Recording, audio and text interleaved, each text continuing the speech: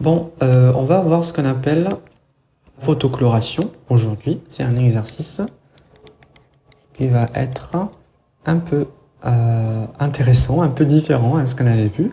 Alors, le spectre d'un mélange issu de la photocloration du toluène est présenté ci-dessous. Déterminer les deux produits en présence et leurs proportions. Alors, excusez-moi, je vais devoir dessiner, alors moi je préfère le faire ici à gauche. Je dessine mon toluène. Voilà.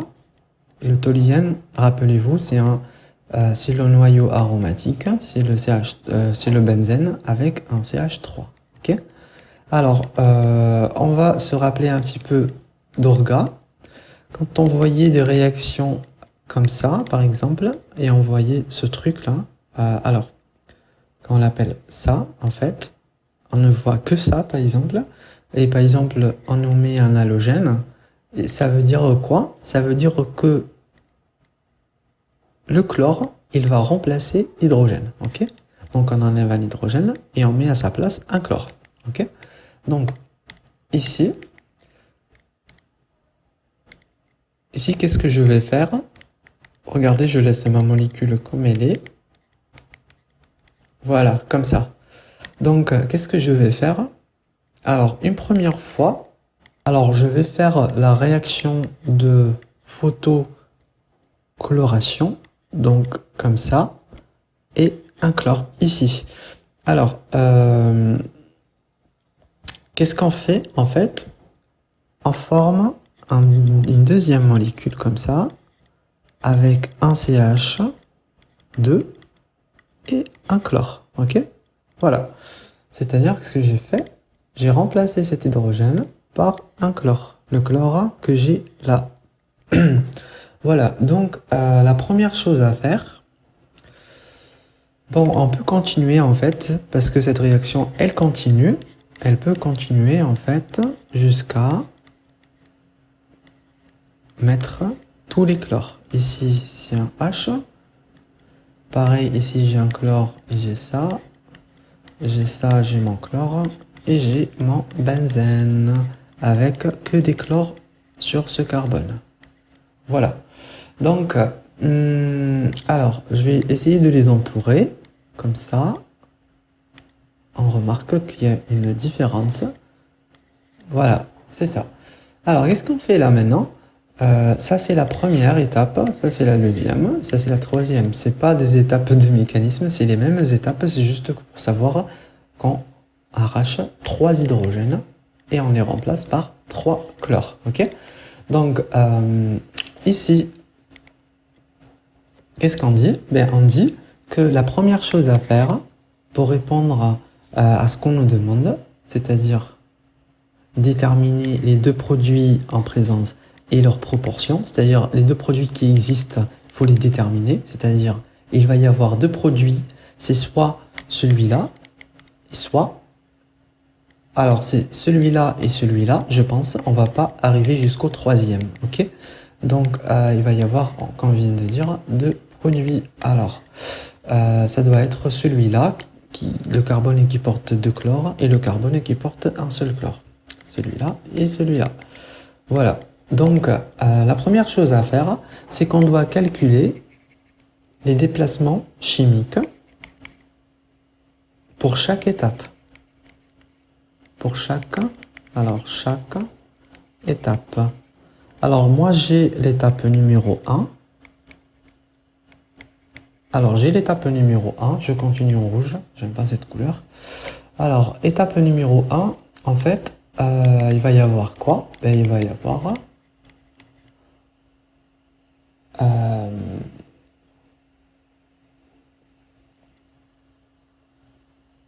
alors, comment je dis ça? Delta égale à quoi? Ben, delta égale à, ici, delta, je l'ai égal à 2,3 pour un CH3. Ok? À 2,3 ppm. Ça c'est l'étape numéro 1. Ça, c'est là où on avait un CH3 complet. Ok? On n'a rien touché là. Alors, pour cette étape-là, après avoir Je ne sais pas si on peut l'appeler étape 2, mais bon, on dit ça, étape 2. Alors, là où j'ai plus CH2, CH3, j'ai CH2 et un chlore. On va essayer de calculer le déplacement chimique. Comment on le fait en fait? On ne peut pas le faire à partir d'ici parce qu'on ne sait pas c'est quoi ça. Donc, c'est pas à partir du spectre, mais c'est à partir de la table de Schullery. Voilà, les règles de Schullery. Alors, on va aller en haut, on va remonter un peu jusqu'à ça. Voilà, ça c'est ce qu'on appelle les règles de Schullery concernant le proton RMN, le RMN proton. Donc, alors, comment on fait pour le calcul? Nous avons, rappelez-vous, je vous ai dit tout le temps dans les premières vidéos, une fois on a un CH2 ou bien un CH qui est à côté d'une fonction à gauche et une fonction à droite, celui-là pareil, fonction à gauche, fonction à droite. Alors celui-là, il doit être à côté de trois fonctions. Autour de lui, il y aura trois fonctions. Okay. Pour le CH2, c'est ça notre cas pour la deuxième étape. La deuxième étape, on a bien un CH2. Regardez, ça. J'ai bien un CH2. Là, j'ai ma fonction chlore, la première fonction, F1. Et ça, c'est la deuxième fonction. Rappelez-vous que le benzène, il est comme ça, c'est-à-dire une fonction CC. Ok. Donc, le phényl, c'est la fonction numéro 2. Alors, qu'est-ce que je vais faire? J'ai la règle. La règle, elle dit quoi? Ben, elle dit, ici, je ne vois pas ça parce que j'ai pas un CH. J'ai un CH2, ça c'est mon cas. Alors, j'ai quoi? J'ai Y et j'ai Z à côté d'un CH2. Si vous vous rappelez, ici, j'ai un phényl. Et sur F, j'ai quoi? J'ai le chlore que j'ai rajouté. Donc, ce CH2, comment je calcule son déplacement? Le déplacement, en fait, ici, on ne dit pas CH2, alors, le déplacement de tout ça, en fait, de tout ça, pas seulement pour le CH2, est égal à quoi? Ben, il est égal à 0,23, la valeur de base qui est donnée ici, plus ce que j'ai en Y, plus ce que j'ai en Z. Alors, ce que j'ai en en Y, c'est un phényl, peu importe en fait, soit on peut inverser le Z. Alors, excusez-moi, en Y, pardon, on a ce qu'on appelle le phényl. J'ai rien dit. Alors, j'ai un phényl ici, plus ça, en Z, j'ai un chlore. Donc, je vais essayer de faire l'application numérique. Sigma phényl, je peux le trouver où? Sigma phényl, c'est celui-là. Donc 1,83 pour le phényl, plus pour celui-là, le chlore. Le chlore, il est juste là, donc c'est 2,53. Ok? 2,53. Tout ça, ça me donne une valeur de 4,59. 4,59 ppm. Voilà, donc 4,59 ppm. Après ça, je vais faire une deuxième pour... Alors, 4,59 ppm. Est-ce qu'on a un pic à 4,59? Oui, exactement. C'est celui-là. Ici, c'est 4,5. Et là, c'est 4,59. Super. Donc, ça correspond à la première étape, ou bien à l'étape là où on n'a qu'un seul chlore. Un seul chlore porté par le carbone. Donc, ici, j'ai mon phényl. Et là, j'ai un carbone qui porte un seul chlore. Ok? Ça, c'est deux hydrogènes. Voilà. Je continue. Donc, je vais directement à cette étape-là. Là où j'ai deux chlores. Ok? C'est l'étape numéro. On l'appelle l'étape numéro 2. Voilà. Je dois supprimer ça.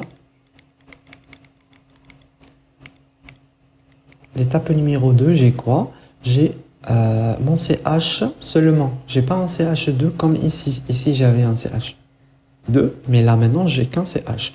Donc, je vais avoir un seul CH et je vais avoir trois fonctions. Une fonction et une fonction. Vous voyez là? Donc, la première fonction, c'est un chlore. La deuxième fonction, c'est quoi? La deuxième fonction, c'est là. C'est encore un chlore. Et l'autre fonction qu'on a là, c'est un phényl. Donc je vais aller tout en haut, pareil. Je vais faire comment? Je vais le faire à droite. Donc moi, celui-là, il ne m'intéresse plus parce que moi, pour l'instant, j'ai un CH. Donc ici, j'ai un chlore. Ici, pareil, j'ai un chlore. Et là, je vais avoir quoi? Alors, pardon, faites attention. Oui, c'est ça. Pardon, ici, j'ai un chlore, pareil. Et là, je vais avoir quoi? Ben, je vais avoir mon phényl. Donc, ici, le déplacement chimique est égal à, ça c'est ma règle, à 2,5 plus 1, ah pardon, qu'est-ce que je fais? Mon déplacement chimique, c'est toujours pareil. Par contre, ici, il faut, alors que je lise ça et pas ça. Ça, c'est l'exemple, en fait, qui est donné par la table des spectres. Alors, mon déplacement chimique, il est égal à quoi? Il est égal à 2,5 plus ce que j'ai en X, plus ce que j'ai en Y, plus ce que j'ai en Z. Alors, c'est-à-dire 2,5 plus le déplacement chimique d'un chlore, plus le déplacement chimique d'un deuxième chlore, plus le déplacement chimique d'un phényl. Alors, excusez-moi, c'est pas des déplacements chimiques, c'est des constantes. Pardon, excusez-moi, regardez bien, c'est le suivant. Constants for methane. Alors, c'est des constantes en fait, ok? C'est pas des déplacements chimiques, je suis désolé. C'est parce que je... Bon. Alors, c'est des constantes, attention. Donc, ici, je dis quoi? Je dis que pour le chlore, je dois avoir 1,50. Alors, pour ce chlore-là, je dois avoir 1,56. Le deuxième 1,56. Et il ne me reste plus qu'à mettre la constante pour le phényl, c'est-à-dire un pH. Il est où? Alors, c'est bien celui-là. AR. AR, ça veut dire un composé aromatique quelconque. Aromatique, donc 0,99. Ici. Le total, ça va me donner quoi? Ça va me donner 6,61 ppm comme déplacement chimique.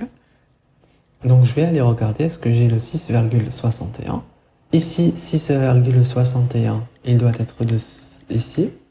Alors pardon, ici 6,61, juste derrière le 6,5. Ici, j'ai rien. Donc on n'est jamais arrivé à cette étape, ok? Donc il y a combien d'étapes? Il n'y a que celle-là et cette étape. Alors ici, là où on n'avait rien, il n'y avait pas de réaction. Et ici, c'est la première étape, là où il y avait une substitution, c'est-à-dire de l'hydrogène par le chlore, ok? L'hydrogène par le chlore, donc on n'a que ce produit-là et le produit de départ avec le CH3. Voilà, donc qu'est-ce qu'on peut dire? On peut dire que... Je ne sais pas si vous avez compris pourquoi on a dit ça. En fait, vu que nous avons trouvé un déplacement de 6,6, normalement, à 6,6, je dois trouver un pic ici, en fait. Je dois trouver un pic ici. Vu que je ne le trouve pas, c'est que, même si je calcule l'autre, je fais la même chose pour la troisième molécule qui porte... Bon, ici, je ne peux pas parce qu'elle porte... Je ne sais pas comment faire, en vrai. Elle porte qu'un seul carbone. Donc, je ne vais pas la trouver, ok? Voilà. Ça, en fait, attention, ne vous confondez pas. Ça correspond à quoi? Au noyau benzylique. Ok? C'est le benzène, en fait, qui est autour de 7. Attention. Ne confondez pas avec ce qu'on est en train de faire ici. Voilà. Donc, on continue. Là, il nous demande de déterminer les proportions.